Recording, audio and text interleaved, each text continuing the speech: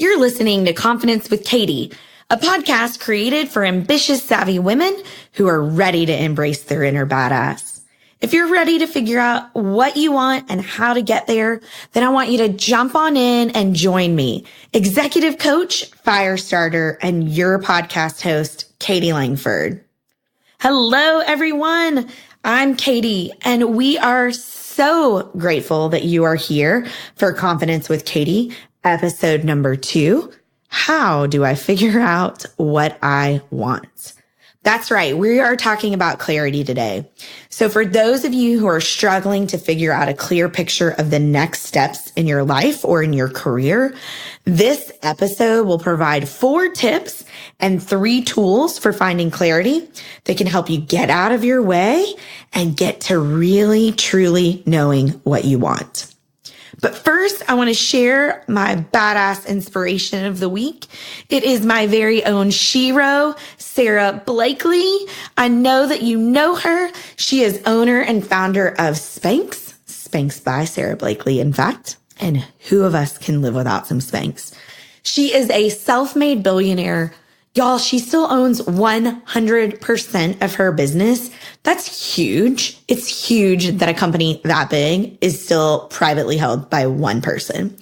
And she's just an all-around amazeballs woman. I actually had the opportunity to meet Sarah when one of the Dallas Spanx stores opened. She is just as phenomenal as you want her to be.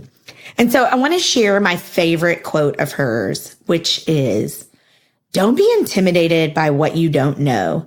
That can be your greatest strength and ensure you do things differently from anyone else." So for some more badass inspiration from Sarah, I want you to go over to Instagram and follow her at Sarah Blakely. That's Sarah without an H. She's absolutely keeping it real and taking us into her world. Now that we're inspired, let's come back to today's topic, getting clarity on exactly what you want. So to put this topic, figuring out exactly what you want, into some context, I want to tell you some of the questions that my friends, my clients, coworkers, acquaintances, even myself, that we're constantly asking about finding clarity in our lives. And if any of these resonate with you, then I want you to sit tight because this is exactly the episode for you. So question number 1, I see all these people around me who look like they know what the hell they want out of life. And I definitely feel like at this point in my life, I should have things figured out. What do I even do? Question number 2, I think I know what I'm good at, but how do I put it into practice? And question number 3, and these are for my job seekers out there. They say, I think I know what kind of job I want, but how do I find it? And does it even exist? Y'all, if any of those questions touched a nerve, made you nod your head, or even brought a tear to your eye, you're now ready for the rest of this episode. How do I figure out what I want? I have some answers for you. So first, I'm going to give you 4 tips and truth bombs about listening to your intuition, exploring your strengths, and ultimately finding clarity. So this one is hard for some of us who are planners, but I'm going to lay this on you. You have to suspend the belief that you know how you're going to get something. I know so many of y'all are shaking your head like, what does that even mean? That's not how I do my life. I plan everything. I've always been a planner. So here's the thing. The reality is you're not always going to know how something's going to happen. You're just not. So even if you have some clarity and you start to put some belief behind it, you can't think that you're going to know how it's going to happen. You've just got to suspend that. Second is I need you to spend time with yourself and your intuition. Ladies, let me just tell you that when I say spend time with yourself, I do not mean pour a fabulous glass of rosé and turn on the Real Housewives or Southern Charm. Although I do love me some Kyle Richards. No, what I mean is you got to start digging into what's going on in your head. And I do this and I recommend this to my clients and to people that I work with in 3 ways. I want you to start journaling. I want you to start meditating. And I really want you to start paying attention. So journaling. I can already hear it now because I've had clients who've said this to me over and over. I'm not really a journal kind of person. It's just not, I just don't get anything out of it. Listen, I totally get it. It's uncomfortable. It's weird. It doesn't feel natural all the time. What do you even journal about? What does that look like? So here's the thing that I'm going to tell you. You can journal all about anything, but it's so important that you write it down. And one of my favorite people in the world, a mentor, he probably doesn't even know he's one of my mentors, and Pastor Mark Batterson with National Community Church in DC says that the longest memory is shorter than the shortest pencil. So ladies, we've got to start writing things down. We've got to start organizing some of our thoughts. We've got to start getting some of our thoughts onto paper because we don't remember. We have hundreds of thousands of thoughts a day, right? Not like 100 or 1,000, like 100,000 thoughts a day. So if we're not at least writing some of these things down and really looking to get some clarity, we're going to miss that. I'm not saying I need you to journal every day for 45 minutes. That is also not what I'm insinuating. What I want you to do is set a timer for 7 to 10 minutes and dig into some journaling. I'm going to give you some tools later, so we'll get to that. Second is meditating. I know people are like, I don't know how to meditate. That sounds really crazy and really hard, and I can't sit still. And I totally get that. You don't have to meditate for an hour. This is not us we're not Julia Roberts in Eat, Pray, Love. We're not trying to clear our mind for a full day. We're just trying to get a little bit of space. So apps like Headspace, Calm. I love Deepak and Oprah. They do 21-day meditations, and they offer those for free every couple of months. So just go on, you literally Google Deepak and Oprah and get into that. Try it. I promise it's going to work. And then paying attention. Sometimes we just got to turn off everything we're absorbing. Turn off all the content we're consuming, right? Take a walk without the radio, without music, without a podcast, without an audiobook, and just start to be with ourselves. I'll tell you, it's easy to gain clarity when you're best friends with yourself as well. So spending this time by ourselves and getting into our intuition is really good. Step number 3, and I say this, I hope you believe in something bigger than yourself. And if you don't, I would urge you to consider giving that a try. So I don't care if you call what you believe in God, universe, tree, does not matter to me. But I do think there is something about asking God or the universe to show you what you need. The resources will appear exactly when and how they're supposed to. It just happens. I see this happen with my clients all the time. We get clarity on what kind of job they want. We get clarity on what kind of new team members they want to hire. And all of a sudden, these things kind of start to show up. So again, that's something that you can journal about. And then the last tip that I have and truth is I want you to become like a detective. I really want you to start looking around, gathering information, and see how you should move forward. It's crazy, but it happens. When I was looking to go forward with executive coaching, when I was leaving my first career, I had no idea how this was going to happen, but I knew I had spent a lot of time with myself and my intuition, and I knew I was being called to coaching. I also was spending a lot of time in prayer and meditation. And here's what happened. I'll never forget. There was this one day that I thought, okay, this is a certification program I'm going to go after. And I thought, oh gosh, is this really what I'm supposed to be doing? And I kind of put that question out there. And that same day, one of my friends, another young woman named Caytie, sent me an email and said, "Hey, have you ever heard of this certification program?" I had never talked to her about this. I mean, she knew I was thinking about coaching, but we had never talked about that specific program or even what I liked about it. And that was the exact program that I was trying to get clarity around. Y'all, I just became a detective, and all of a sudden this information started happening and it helped me move forward. So let's go over those tips one more time.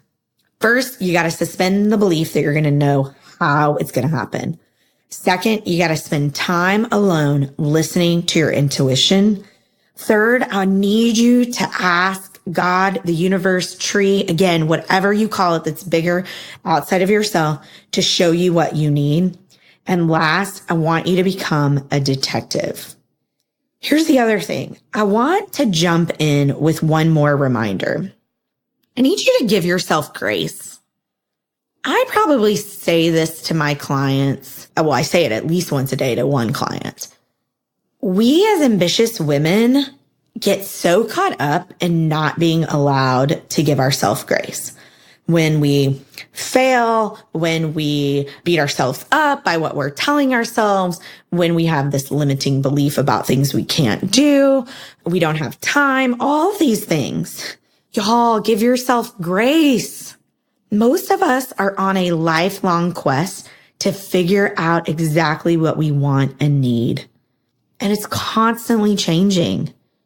Listen, what you need today is probably not going to be the exact same thing that you needed 5 years ago. And it probably won't be the same thing that you need in 2, 3, 4, 5, 10 years. Do what feels good. Learn from what doesn't. Take actions and risks. And know that this is a process. And more importantly, this is a lifestyle. It's not an overnight solution. Okay. I do have 3 resources and actions you can take right now in order to start this process on your path to clarity. First, I am so excited to be able to give this to you all. I have worked with my clients to help them get the ideal professional dream job, to get their ideal professional business, whatever that looks like for my entrepreneur clients. And I have come up with this worksheet that I use with my clients, and it's called your ideal day worksheet. And I'm giving this to you. So you go on the website, download it, use it. It's amazing. And what it's going to do is it's going to have a series of questions that you're going to be prompted through to get clarity on your ideal professional day. You can absolutely use this on other things, on other parts of your life. But as you know, I'm always helping ambitious, savvy women, specifically in their professional life. So go get that, download it, spend some time thinking about. And we're going to look into everything from how do you start your ideal professional day? What kind of people do you work with? What is your boss? Who is that person? What do they value? We're going to start to look at if you have clients, what they should look like. We're going to go all the way through. What are you actually doing? And I just think it's amazing. I do it with clients all the time. And I love seeing those sparks of, oh my gosh, this is what I want. So ideal day worksheet. Second is the 5-minute journal. Okay. For those of you who are saying to me, I do not want a journal, Caytie, I want you to pick up the 5-minute journal. We're going to post a link to Amazon. Click on over. It's like $24, $25. It's not a huge investment. But what I love about it is it takes you 5 minutes a day. It gets you into the habit of gratitude, which we're going to talk a ton more about in future episodes because I'm all about how gratitude makes us shift. But it also talks about what are things that we can do to make our day awesome. Who do you want to be throughout your day? So like, what's your affirmation? And then at night, you do a couple of things in the morning. And then at night, you answer a couple more questions about how did your day go? And what's one thing that could make it better? And so I love this because it's a fast, easy, and effective way to get into your intuition. And again, writing it down. The longest memory is shorter than the shortest pencil. So we want to start getting into the habit of writing it down. The third resource and action you can take right away is assessments. Now, for some of you who are in big corporate America, you might be like, oh my gosh, I've been assessed to death. For some of you, you might never have taken an assessment. I have worked with many, many assessments over the years. There are some that I actually use and give to my clients. And then there are some that are I've just taken. So a couple of quick ones that I want to recommend. First is Myers-Briggs. It's super easy. It gives you some really good basic information about yourself. And here's the other thing. You can find a free Myers-Briggs test online. So there's zero boundaries to doing it. It takes a little bit of time, not a ton, and you're going to get some new insight into who you are. Again, we're trying to get clear. Clear is clarity, right? So take a look at Myers-Briggs. Another one that people have been turning me on to, which I will say I'm not super in love with it yet, but I'm studying it and I'm trying to feel like if I'm going to fall in love with it, is the Enneagram. And we'll leave a link to an online one as well. So it's fascinating. The Enneagram is really interesting, gives you a totally different context about yourself. So go take it. Again, you can find a free one online. So I totally recommend it. A third one that I'm a fan of, and I actually use this with several of my clients, is the DISC assessment, DISC. I'm not certain if you can find a free one, but the DISC assessment is great because it tells us how you naturally behave. Y'all, when I first took the DISC assessment back in 2007, 2007, the report it gives you, like some of the report is super exciting because you're like, yeah, that's me. And one of the things in the report is it tells you what you're like under stress and how others perceive you. And I thought, I don't want people knowing this. I took it for a company that I was going to go work for, and they shared it with everybody in the company. So, but here's what's cool. Once you get clarity on this, you can start to manage that, right?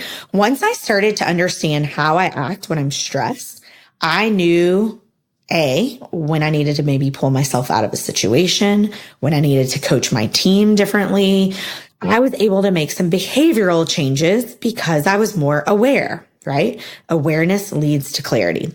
And then my fourth one, which is probably one of my favorites, I'm not even going to lie. I've been studying this one with my old executive coach that I worked with for probably the last 7 years or so. And that is Gallup's Strengths Finder. You may have heard of the book. You don't have to go buy the book. You certainly can. But in fact, what I'd recommend is just Google Gallup Strengths Finder, and we'll put a link to it as well. And you will get to find your top 5 talents. And so there's lots of great information in there. But when you work within your talents, they can become your strength. And in fact, once I really got a hold of my talents is when I knew that this business of executive coaching was going to happen. So check those things out. Those are all great resources. Again, they'll be in the show notes at catielangford.com. In case you don't know how to spell my name yet, I have a very creative mother, and she spelled my name Caytie. That's Caytie. So it's Caytie, Langford.com.